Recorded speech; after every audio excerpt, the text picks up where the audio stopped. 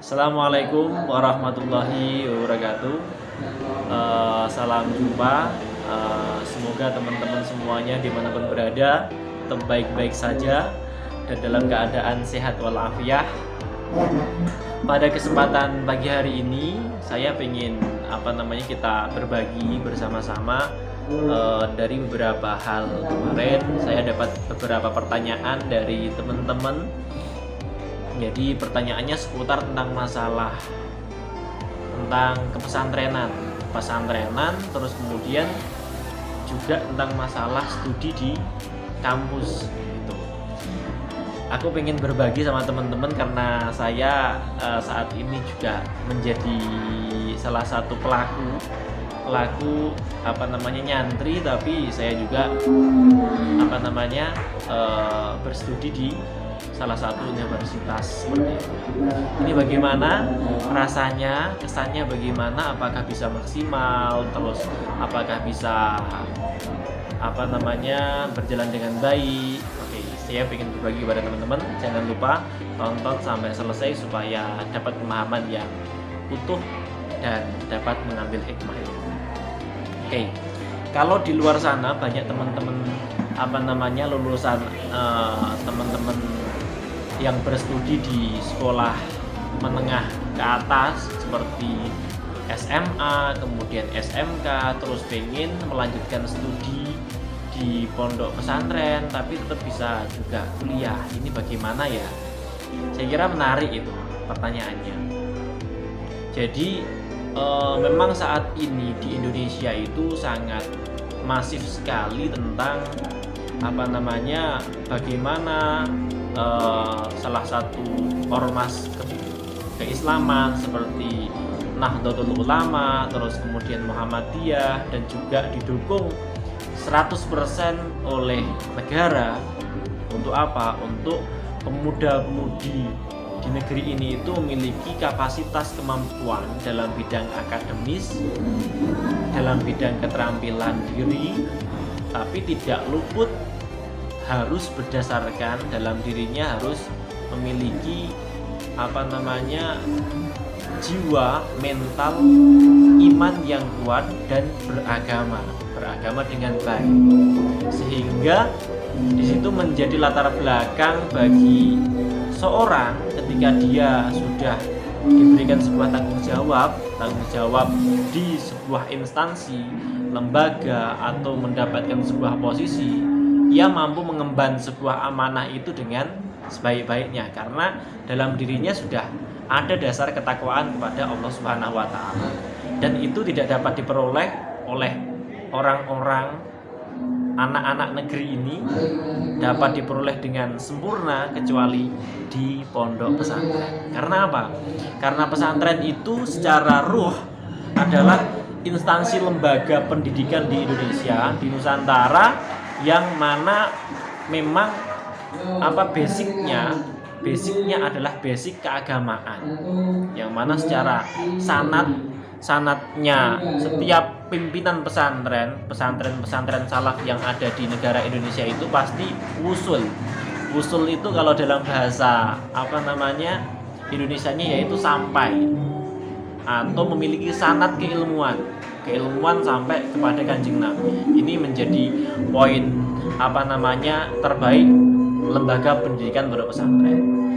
Oke, sekarang bagaimana kalau teman-teman bertanya apakah bisa kalau ketika mondok itu nyambi dengan sekolah di perguruan tinggi atau kuliah? Ini pertanyaan yang sangat oke sekali.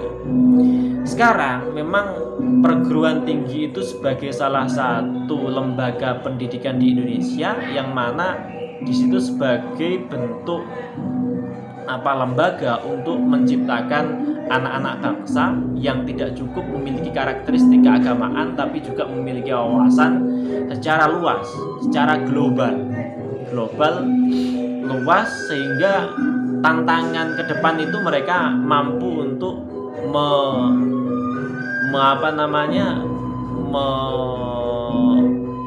menangani dan juga mampu untuk berkontribusi bagi kemajuan negeri ini, seperti itu. Oke, saya itu di pondok pesantren. Saya masuk tahun 2009 di Al-Huda 2009, kemudian sampai 2015 itu apa namanya selesai sekolah aliyah. Terus kemudian setelah itu saya pertama pengen studi di luar negeri, tapi berhubung karena apa namanya dari pengasuh Romo Kiai tidak mengizinkan, memberikan arahan yang lain, kemudian saya derek dawuh kalau bahasanya santri itu sami'na wa ata'na kepada Romo Kiai. Terus kemudian selanjutnya berhenti 1 tahun, menenangkan diri dulu hati. Terus kemudian 1 tahun saya masuk ke perguruan tinggi. Lah, saya pertama masuk itu ke perguruan tinggi negeri Islam di Solo, atau sekarang yang jadi UIN Raden Masaid Surakarta itu. Saya masuk di situ tahun 2016. Lah, sampai tahun 2019 saya lulus, ya sudah selesai itu. Nah, ini pertama S1 dulu. S1 ini saya rasakan saya di pesantren, karena di pesantren sudah 6 tahun, ketika itu 7 tahun, kemudian lanjut kuliah, sehingga kuliah itu di pondok pesantren saya nyambi dengan ngaji dengan Pak Yai, terus kemudian ngaji dengan para ustadz, dan juga latihan mengajar. Nah, ini nilai yang plus bagi seorang mahasiswa yang nyambi dengan nyantri di pondok pesantren. Ketika seorang mahasiswa nyambi dengan nyantri di pondok pesantren, satu dulu, agenda kesehariannya lebih dapat terpola dengan baik, teratur dengan baik. Karena di pesantren itu tahap-tahapnya sudah jelas. Ketika bangun pagi itu ada yang bangunin, ya mungkin temen, kalau umpamanya di pondok pesantren jadi pengurus ya bangunin adik-adik. Terus kemudian setelah itu ngaji dengan Pak Yai, setelah itu kuliah selesai dari kampus mungkin sampai sore jam 2 jam 3 pulang, terus kemudian ngajar, kemudian sampai sore ngaji lagi, habis ngaji terus ngaji Quran, habis ngaji Quran terus ngaji lagi sampai tidur. Jadi semuanya teratur. Kita dapat melakukan kehidupan seharian itu secara teratur dan enak. Ini nilai plusnya ketika kita nyantri sambil kuliah, itu satu, sehingga kuliah kita nggak akan banyak gangguan karena sudah terpola dengan baik. Itu yang pertama. Terus kemudian yang nomor 2, nilai plusnya ketika santri itu kuliah dengan nyantri nyambi dengan kuliah. Jadi di pondok pesantren nyambi dengan kuliah, mereka akan mendapatkan, seorang santri akan mendapatkan dua nilai, 2 arus keilmuan. 1 keilmuan pesantren dengan basic dasar keagamaan, terus kemudian keilmuan dari perguruan tinggi dengan basic skalanya global, yang mungkin lebih luas atau formal itu. Nah, ketika dia mampu, maka akan mampu menginterkoneksikan dari 2 disiplin ilmu tadi untuk menjadi satu kesatuan. Nah, ini yang penting dan yang sangat dibutuhkan oleh seorang generasi masa kini. Seorang generasi masa kini ketika dia hanya ilmu agama saja yang dia miliki, maka ya mungkin akan tertinggal jauh dengan teman-teman yang lain. Terus kemudian kalau cuman formal aja ya sama juga. Mungkin ketika dia formal aja tidak mendapatkan dasar agama, maka endingnya ya bisa saja ketika mendapatkan sebuah posisi dimanfaatkan karena tidak ada rasanya ketakwaan kepada Allah Subhanahu wa taala. Itu. Jadi seorang santri yang nyantri sambil kuliah, dia dapat mampu mempelajari dari 2 kutub dimensi keilmuan. Satu, kutub ini contohnya, ini pesantren, ngajinya contohnya sambil ngaji Bidayatul Mustahid. Bidayatul Mustahid itu kitab yang mengkaji tentang tentang istihadnya para alim ulama tentang amaliyah fikhiyah, baik amaliyah keseharian, ibadah, kemudian munakahat dan lain sebagainya. Nah, kemudian kalau di kampus mungkin kita belajar tentang masalah dakwah ini, ekspresi keberagaman di era milenial. Ini. Nah, ketika seorang mahasiswa mampu menginterkoneksikan dua kutub keilmuan ini, maka dia akan mendapatkan nilai yang plus dan wawasannya akan luas. Itu yang kedua. Terus kemudian yang terakhir tentunya kawan. Lah ini. Yang nomor 3, kawan. Dengan kita nyantri sambil kuliah, kawan-kawan yang kita miliki di situ mungkin lebih banyak yang terpola dengan baik pula. Ragamnya walaupun di pesantren itu memang ragamnya banyak sekali, tapi dengan satu komando yaitu dari kiai, maka semuanya akan lebih enak untuk kita ajak berdiskusi, kita ajak berkawan dan sebagainya. Itu teman-teman semuanya. Dan masih banyak hal lain yang menjadi nilai plus bagi kita ketika kita nyantri sambil kuliah gitu. Terus kemudian apa kekurangan bagaimana rasanya di kuliah ketika jadi santri? Ini rasanya ketika kuliah sambil jadi santri di kuliah enak-enak aja.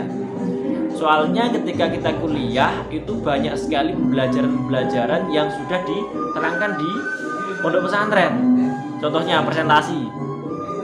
Saya ingat ketika presentasi, karena di pondok pesantren seorang santri itu sudah dididik untuk pintar, untuk lihai, pandai dalam perdebatan atau musyawarah atau berdiskusi.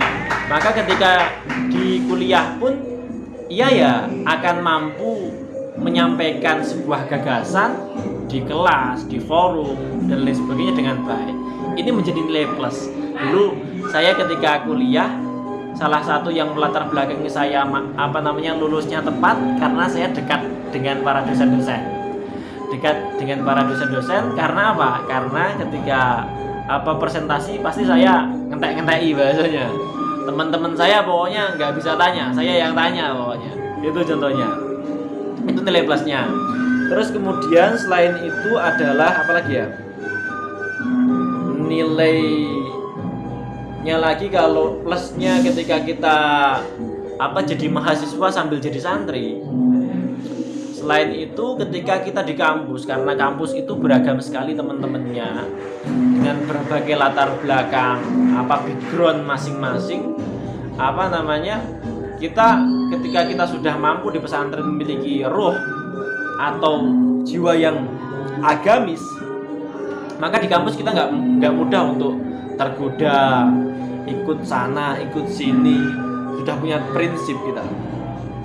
Karena apa? Ketika saya melihat ketika seorang di kampus itu nggak ada yang ngatur, contohnya ngekos dan dia oke, nggak apa-apa sih, ngekos itu baik-baik aja. Tapi yang kurang adalah ketika seorang mahasiswa ngekos kemudian dia belum memiliki background yang mampu mengelola dirinya sendiri, maka endingnya ya setiap harinya karena tidur nggak ada yang bangunin, makan harus cari sendiri, terus kemudian dan agenda-agenda lain semuanya harus dilakukan sendiri. Kadang kalau kita belum mampu memanajemen waktu kita sendiri, maka kita yang akan kalah itu. Sehingga bisa saja karena kita malas-malesan, karena kita satu kamar, sekamar cuma satu orang biasanya ketika ngekos toh, sehingga menjadi latar belakang ada yang banyak lulusnya terlambat, terus kemudian dan berbagai hal-hal lain lah Jadi itu. Terus kemudian selanjutnya itu mungkin beberapa cuplikan sedikit, dan masih banyak sekali sebenarnya. Masih banyak sekali hal-hal yang sebenarnya bisa saya sampaikan, tapi waktunya nggak cukup. Terus kemudian selanjutnya, bagaimana setelah kuliah? Setelah kuliah sambil nyantri, yaitu wawasannya enak, wawasannya kita lebih luas dan mampu menjadi orang yang lebih moderat dan mampu bermoderasi dalam berpikir, bermoderasi dalam beragama, bermoderasi dalam bernegara. Saya kira jadi tidak menjadi orang yang kaku banget lah.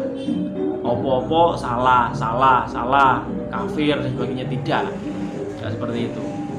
Itu dengan dasar kita mampu menjadi santri dan bisa kuliah itu. Terus kemudian selanjutnya besok aja lah nanti. Nah, setelah itu saya selesai kuliah dan saya merasa nyaman sekali ya kuliah sambil mondok, bisa dekat dengan Pak Yai, dekat dengan Bu Nyai, dekat para guru-guru di pondok pesantren, bisa ngaji, bisa belajar mengkaji, bisa belajar mengkaji, bisa belajar mengajar dan lain sebagainya. Sehingga ketika kita pulang itu insya Allah ketika kita mendapatkan ridhonya guru, orang tua sama Allah Subhanahu wa taala, insya Allah diberikan keberkahan. Itu yang penting. Saya kira itu, besok kita lanjutkan. Aku pengen berbagi kepada teman-teman nanti setelah saya selesai S1, saya lanjut sekarang studi S2-nya di salah satu universitas. Nanti besok kita lanjutkan diskusi kita. Saya mau kuliah dulu. Akhirul kalam, wassalamualaikum. Yang pengen tanya-tanya silahkan tag di kolom komentar. Nanti kita bisa diskusi bersama-sama. Akhirul kalam, wassalamualaikum warahmatullahi wabarakatuh. Jempol.